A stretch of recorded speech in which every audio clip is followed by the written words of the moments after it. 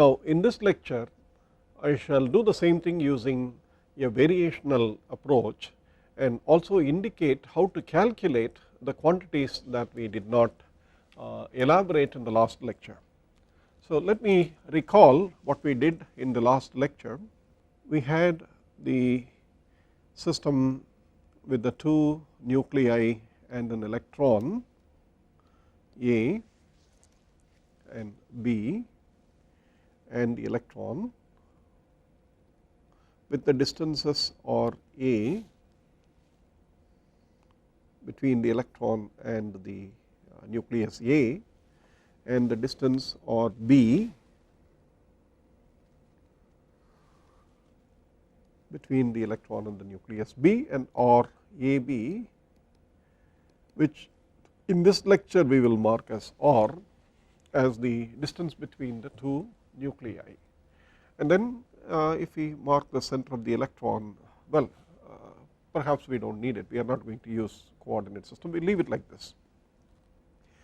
The bonding molecular orbital psi MO plus was shown to be 1 by square root of 1 plus SAB, I think that was a root 2 if I remember.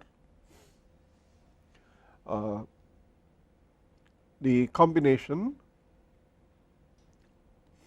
phi 1s A of R1 or A plus phi 1s B of RB. That is the electron associated with the nucleus A as a center, and therefore the electron coordinate, the distance coordinate is RA, which is given by the 1s orbital phi 1s A RA, and the other wave function is the electron with the nucleus B as the center, and correspondingly the wave function is the s orbital phi 1s B or B. And if I remember, we wrote down the energy of the MO plus as the 1s orbital hydrogen atom energy plus a combination of two integrals J and K called the Coulomb integral and the exchange integral divided by the overlap integral 1 plus S, where S is the overlap integral SAB. But we did not elaborate on what is J, what is K, and what is S, etc. So in this lecture we will do the same thing, but prior to that let me introduce what is known as the variational approach to the same problem, and will also indicate the calculation of these integrals, the three integrals that you have, SAB, which is given by the integral phi 1s A or A, phi 1s B or B with one of the centers, so that nucleus as the center, so it is DRA. It is essentially a 3-dimensional integral, it is a 3-dimensional integral. Okay. The Coulomb integral J, if I recall, we wrote this as phi 1s A or A, phi 1s A or A divided by or B with the factors E square by 4 pi epsilon naught. Okay. There could be a minus sign, but it does not matter. The J is given by this combination, the phi square divided by RB, which is a sort of a Coulombic energy for the electron from the center RB, okay, from the center B, and the exchange integral K was written as E square by 4 pi epsilon naught phi 1s A, sorry, there should be a D or A here, so I will just put that in. Now the exchange integral is phi 1s A or A, phi 1s B or B, as opposed to A divided by or B or RA D or one of the coordinates D or A. These were the three integrals that we mentioned, and these are what you have here. So, in today's lecture we will also see how to calculate them using an elementary method and also using a slightly more elegant way of doing it, which is the use of confocal elliptic coordinates. I will not say much about it because there is a separate lecture in which I would talk about coordinate systems, the spherical polar coordinate system, the polar coordinate system, and probably the elliptic coordinate systems. So, you must refer to that lecture for calculating some of the quantities that I mentioned here, but we will do that at the end. Okay. So, let us go back to the variational method for hydrogen molecule ion.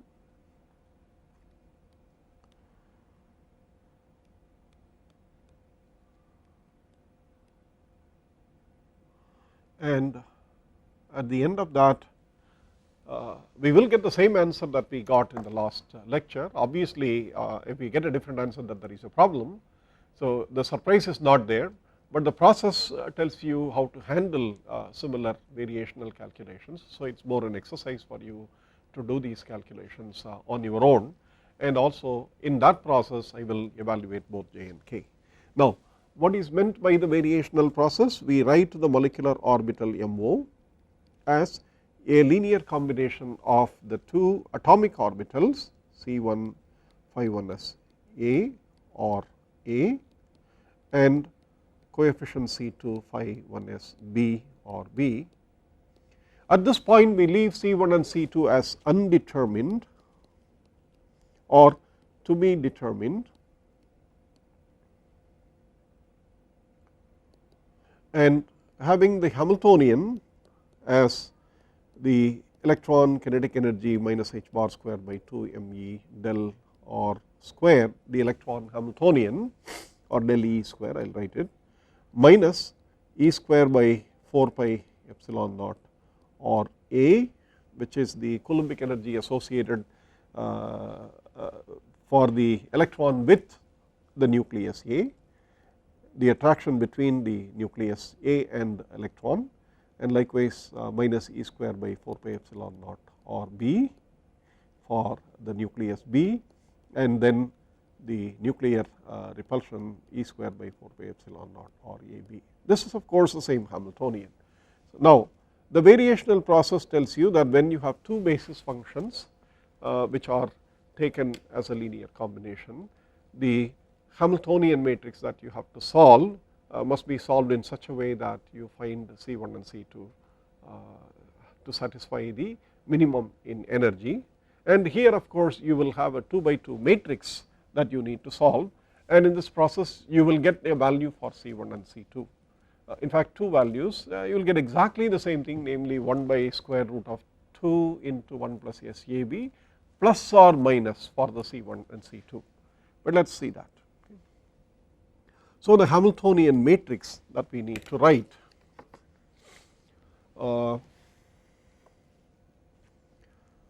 if we have this equation H on C1 phi 1s A or A plus C2 phi 1s B or B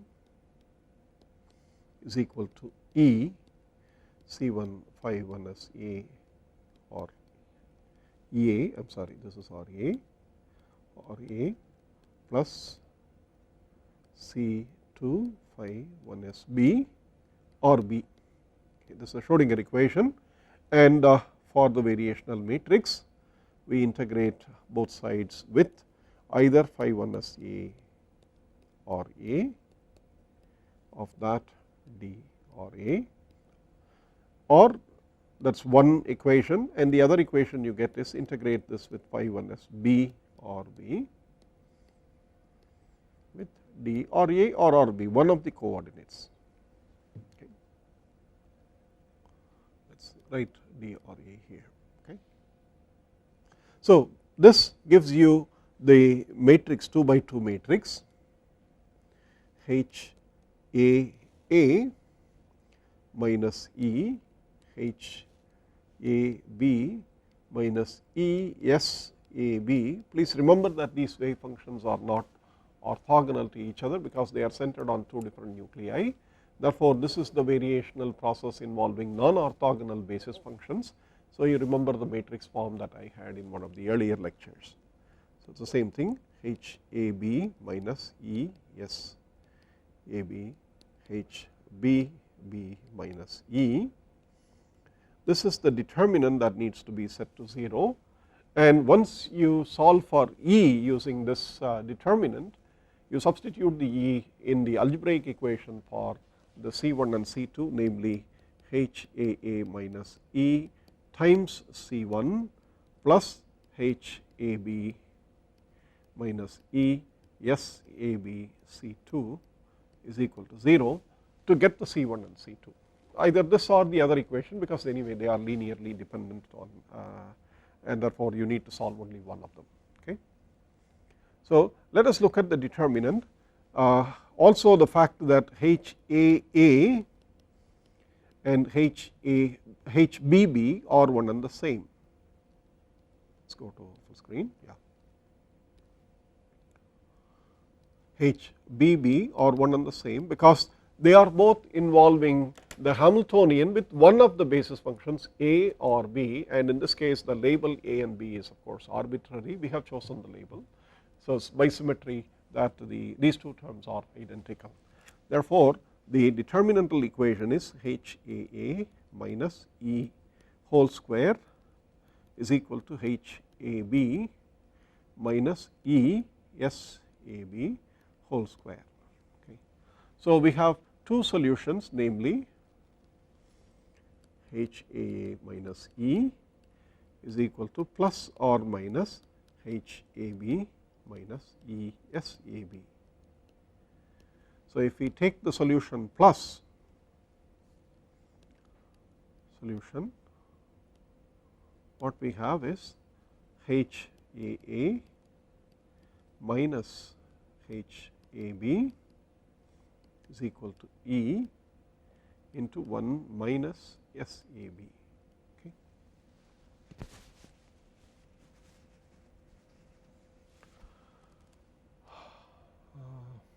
H A A. Okay. So the other solution will be H A A plus H A B. When you take the minus part, you will get E into 1 plus S A B. Therefore, the solution for the energy E is now H A A plus H A B or plus or minus divided by 1 plus or minus S A B. Okay. Now, let us calculate the integral as per the definitions that we have used so far. Okay. What is H A A? It is going to be given by the integral phi 1 S A or A, the Hamiltonian, which is minus h bar square by 2 m e del E square minus E square by 4 pi epsilon naught or A. We will put this together and calculate this as a separate quantity d or A, and the remaining terms, namely plus phi 1 S A or A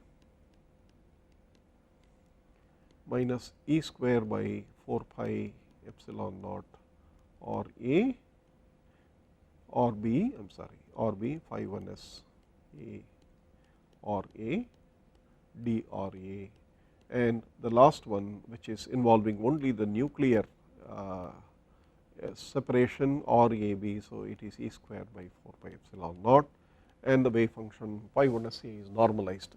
So this is the standard form that you are already familiar with, and you can see that this is nothing other than the first term that you have here, namely this one, this integral is nothing other than the E1S A times RA, the Hamiltonian acting on the wave function 1S.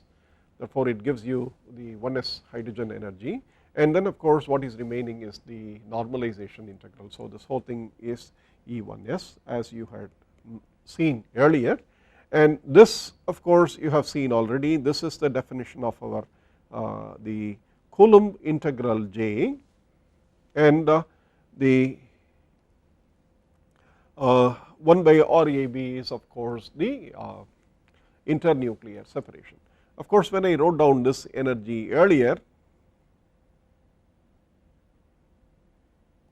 I did not include the 1 by RAB, which is a mistake. Technically you should write that E square by 4 pi epsilon naught 1 by RAB. So, please correct for this, namely the MO EMO plus that we derived is what we have here, and now we are trying to derive the same value through the variational process. Okay. Now, that is for HAA, whatever we have written.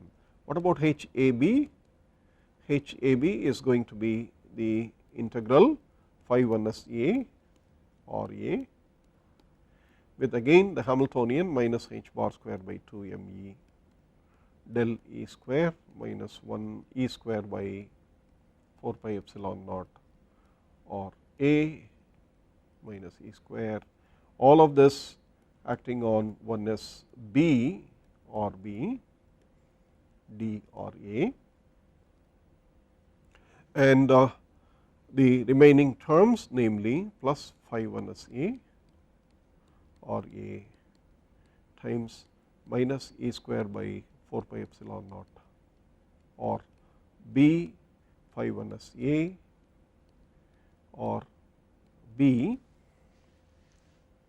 and the last term D or A, and the last term is of course E square by 4 pi epsilon naught or A B with the overlap integral phi 1s A or A, phi 1s B or B. Okay. So, these are the expressions that we have for HAA and HB. If we collect the expression for HAA, let us write this in a different color just to indicate. So, let us write that. Okay. So, there is E1s, and then there is this term which is the Coulombic term J, and you have the 1 by RAB term times this, which is E square whatever by 4 pi epsilon naught. Okay. So, we have that contributed from HAA, and for HAB we have the same with the first term that you see here, namely the phi 1s A or A, sorry, this one phi 1s A or A minus h bar square. This is of course the Hamiltonian acting on the wave function here, and so this gives you E1s, but the remaining part gives you the overlap integral. So, this is given by the E 1s times S A B, and this of course as you see here the phi 1s A or A square by R B phi 1s A or B is of course the Coulomb integral, and it is a Coulomb integral with an S term. So, if we mark that, it is it is J with n, sorry, this is the exchange integral. I am sorry, this is not the Coulomb integral, this is the exchange integral. So, it is K because it is phi 1s A or A or B divided by R B. So, this is the exchange integral. So, you have and then of course, the last term is 1 by R A B times E square by 4 pi epsilon naught times S A B. Okay. So, the sum of all of this, if you remember now the solution that we had written down for E as HAA plus HAB divided by 1 plus SAB, then you get exactly the same answer, namely E1s into 1 plus SAB divided by 1 plus SAB, and you get J plus K divided by 1 plus SAB, and you have E square by 4 pi epsilon naught or A B with 1 plus SAB divided by 1 plus SAB. Okay. So that goes away, that goes away. So you get exactly the same expression for E plus, and likewise the other energy solution using the variational method is going to be E1S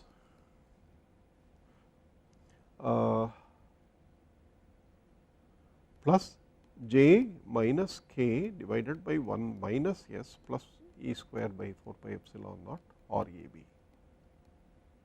Okay. Therefore, the variational method does not give you any different result the way we have presented it, it gives you the same result. Therefore, we are comfortable either we use the variational method or we choose the coefficient using some physical reasoning that the electron will not see these two nuclei as different because they are both identical, and therefore choosing the C's to be a constant and the C square to be the probabilities being the same, the electron being the same in the associated with the 1s orbital of the hydrogen atom A or 1s orbital of the hydrogen atom B. We use that argument. So either the physical argument or the variational method in this case gives you the same answer, and it is not a surprise. Just on a historical note, I want to mention that the hydrogen molecule ion was first discussed in detail by Edward Teller, who is often considered to be the father of the hydrogen bomb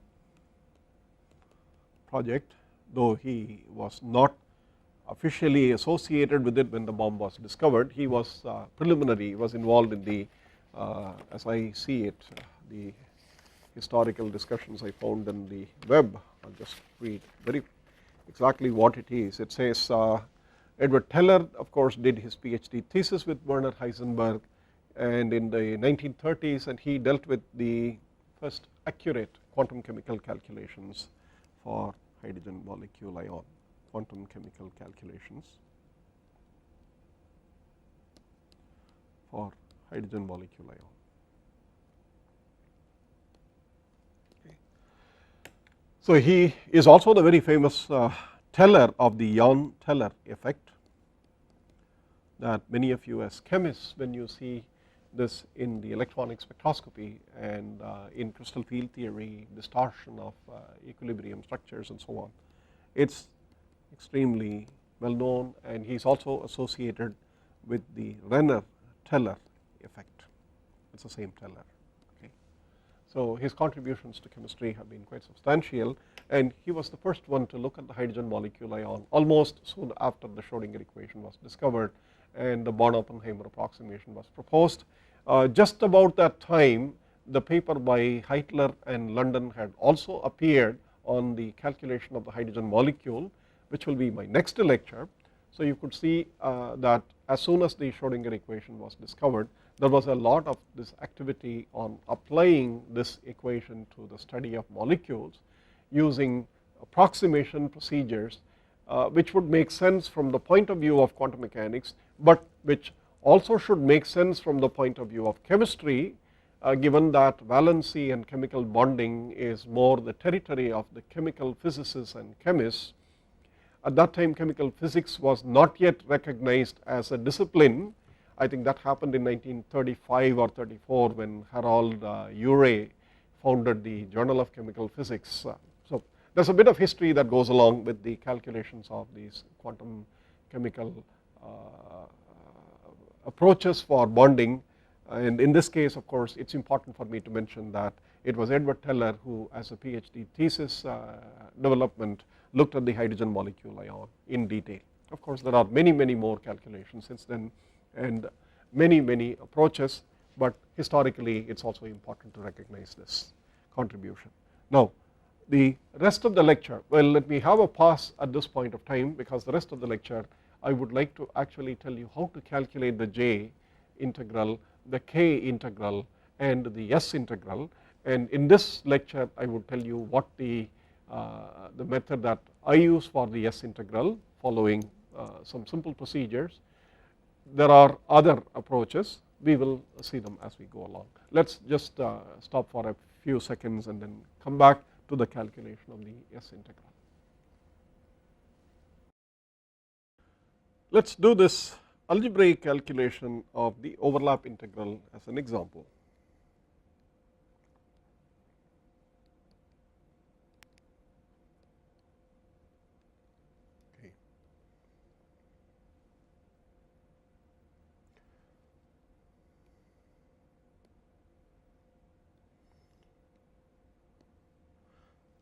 Okay. So, the integral that we have SAB is phi 1 SA or A, phi 1 SB or B, and the 3-dimensional integral D or A, which of course, if we write this in a coordinate system with polar coordinates, let me draw the polar coordinates as this is the OR, the internuclear separation, and we are talking about OR A, this part, the nucleus A, and this is OR B, sorry, this is the coordinate OR. The value OR AB is this, which we will write for this lecture as OR.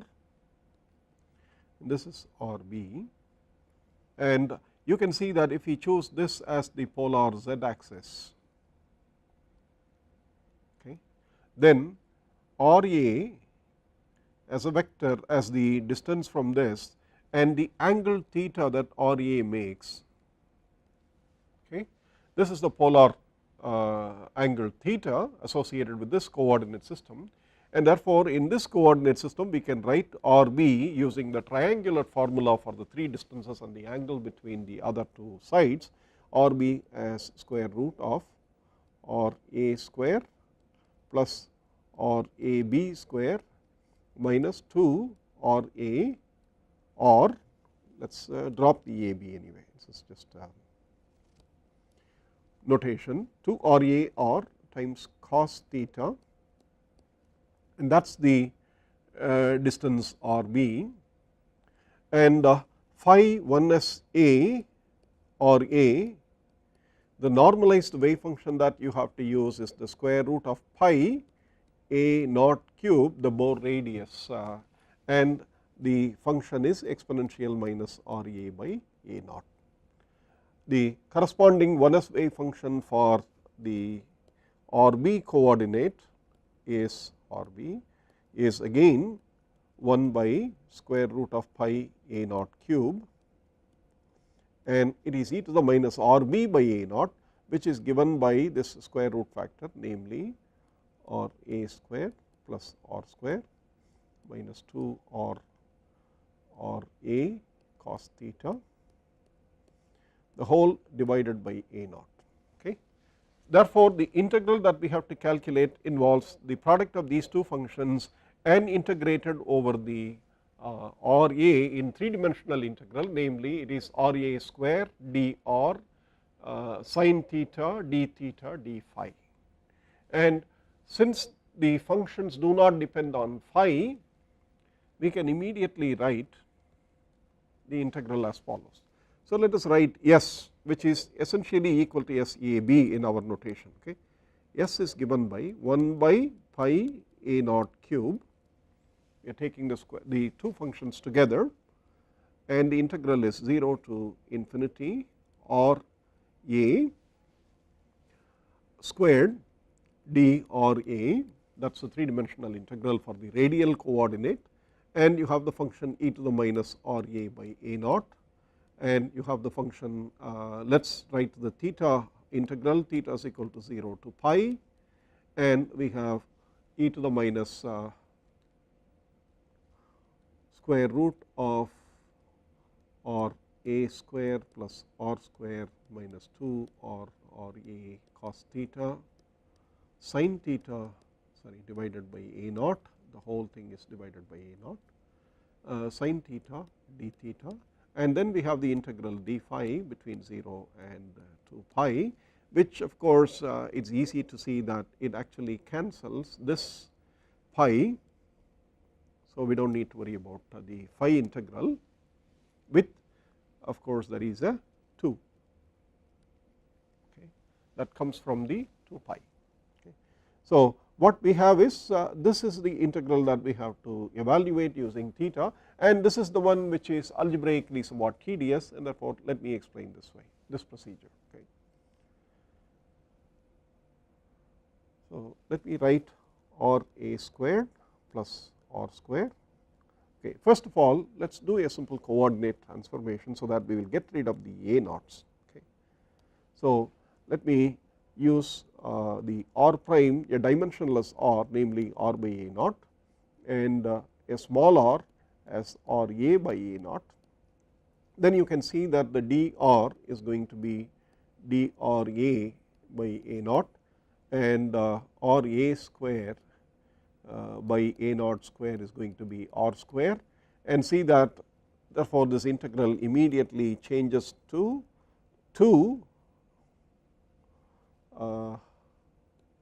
0 to infinity dr e to the minus r, and that is an r squared, and 0 to pi e to the minus square root of r square plus r prime square minus 2 r prime cos theta. The a naught has disappeared, and what you have is sin theta d theta. So, that we have dimensionally we have taken care of the a naught. Okay. We will always substitute that back later. Now, use the square root factor, namely define r square plus r prime square minus 2 r prime r cos theta as let me see what I have here.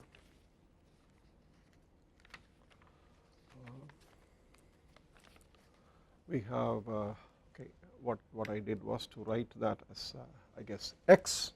Okay. So, that when you do the integration, if you call it x square, so that this is 2x dx, when you differentiate this, you will get of course, with respect to theta, you are only worried about the theta coordinate here. So, this gives you 2 r prime or sin theta or d theta is equal to 2x dx. Okay. So, cancelling the 2 out, we have x dx, therefore, sin theta d theta is going to be x divided by r prime dx. So, substitute that, and therefore, the integral becomes 2 integral 0 to infinity, because of the r and the r square, there is r remaining, dr e to the minus r, and the rest of it becomes e to the minus x, and since it is x dx, sin theta d theta becomes x, and there is a 1 by r prime here. Okay. So, you get 2 by r prime or dr e to the minus r and e to the minus x. And what about the limits? Because you see the limits for theta is 0 to pi, but we have defined the theta in terms of x square. So, if you look at the x square definition as r square plus r prime square minus 2 r prime or cos theta, and if theta goes from 0 to pi, then x square goes from r square plus r prime square. When theta is 0, of course, it is minus 2 r prime r, which is equal to r minus r prime square, and when x is equal to, this is for theta is equal to 0, this is for theta is equal to pi, of course, cos theta is minus 1, therefore, x square goes to r square plus r prime square plus 2 r prime r, and so it goes to r plus r prime square. And since you are talking about x square, the value of x is of course the modulus of r minus r prime to r plus r prime. That is when theta is equal to 0 to pi. Okay. So, the limits of the integral, therefore, what we have here is that the absolute value of r minus r prime and the sum of the r and r prime here. So, that is important.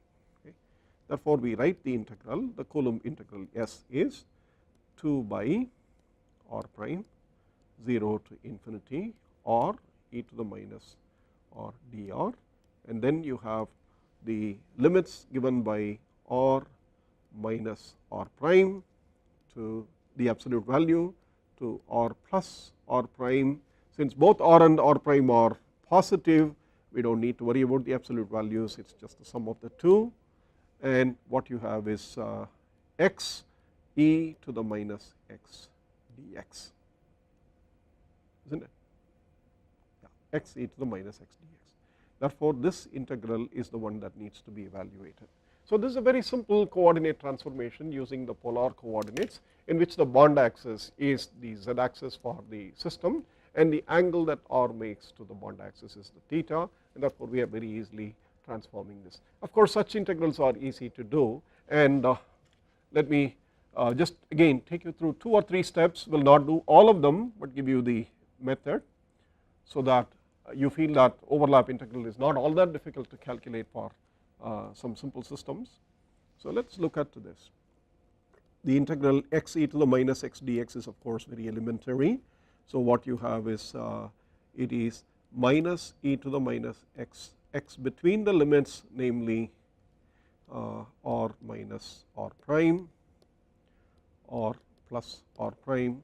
So, what you have is the absolute value r minus r prime between the limits and r plus r prime, and what is left over is there is a minus sign. So, you have a plus r minus r prime to r plus r prime, the sum e to the minus x dx. Okay. So, which if you expand, you have the values, namely minus e to the minus r plus r prime times the absolute value, sorry, times the sum r plus r prime, and the other value is of course between the limits. So, we take the limits, it is e to the minus the absolute value r minus r prime and the absolute value r minus r prime, and that is what you have for the first term. And the next term is of course e to the minus x, and so there is a minus sign e to the minus. So, what you will have is a minus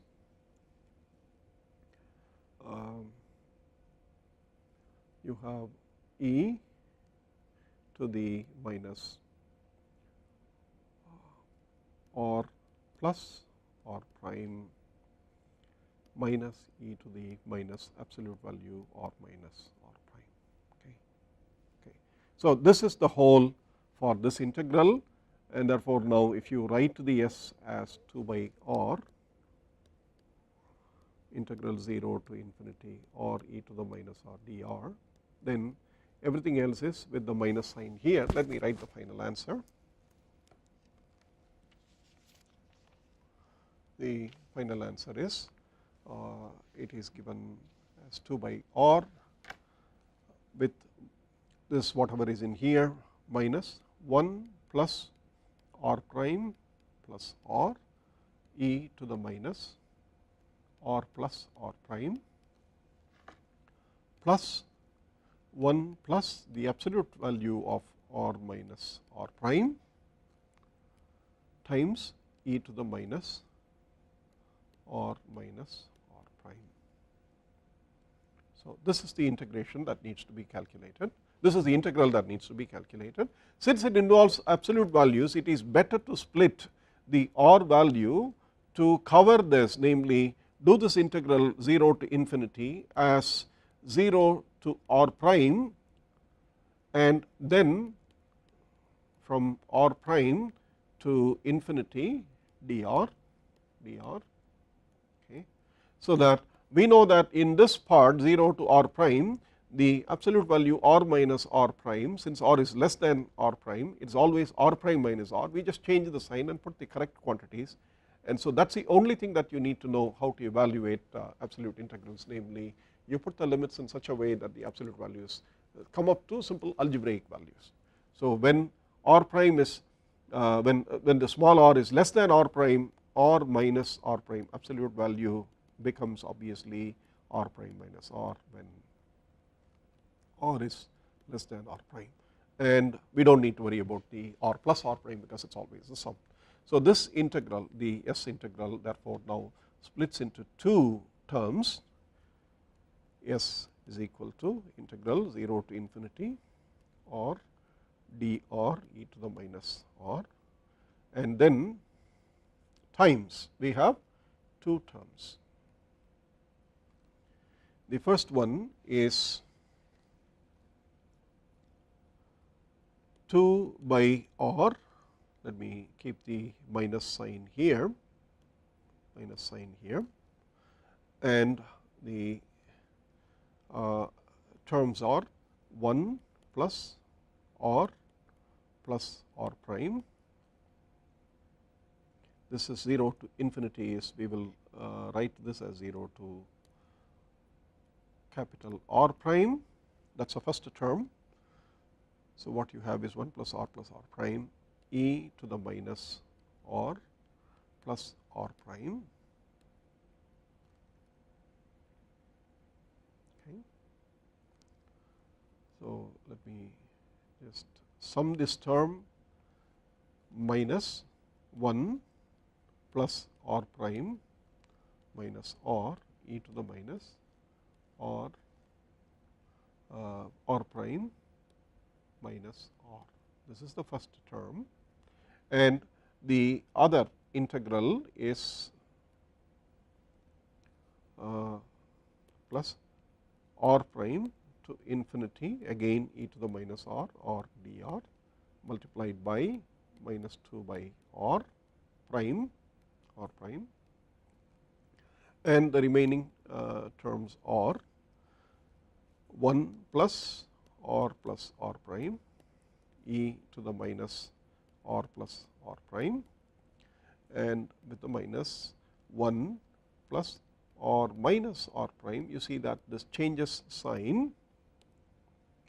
This is because the absolute value is positive here, the absolute value is positive this way for this value. So, all that you need to do is to take care of that and then write the exponent also as e to the minus r prime, because r prime, the value of r is always greater than r prime. So, you see that is done. So, this closes the, so this is the only trick that you have to do.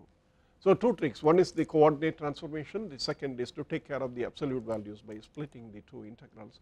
So, these are small mathematical tricks. As chemistry students and as chemistry graduates, we have to learn how to do these integrals very quickly. Of course, ultimately all of this reduces down now. If you look at this expression, all of this reduces to an r squared and an r and a constant multiplied by an exponential of minus r dr. So, we have only 3 or 4 integrals, namely 0 to a constant r prime, e to the minus r dr, r prime to infinity e to the minus r dr, 0 to r prime r e to the minus r dr, r prime to infinity r e to the minus r dr, and the last two, namely 0 to r prime r square e to the minus r dr and r prime to infinity r square e to the minus r dr. All of these are very elementary, and of course, you must know how to do this. And so, I will leave the rest of this algebra for you to actually do and calculate. It takes a few minutes to an hour or so, depending on how algebraically you are able to do this without mistakes and so on, but it is trivial at this point of time, and therefore, let me write the final answer for the S a b, or the S as, after doing all this integral, the answer is e to the minus r prime 1 plus r prime plus r prime square by 3, which if I convert this into the actual radial distance or a b and a naught the Bohr radius. Please remember that we defined r prime as r a b by a naught.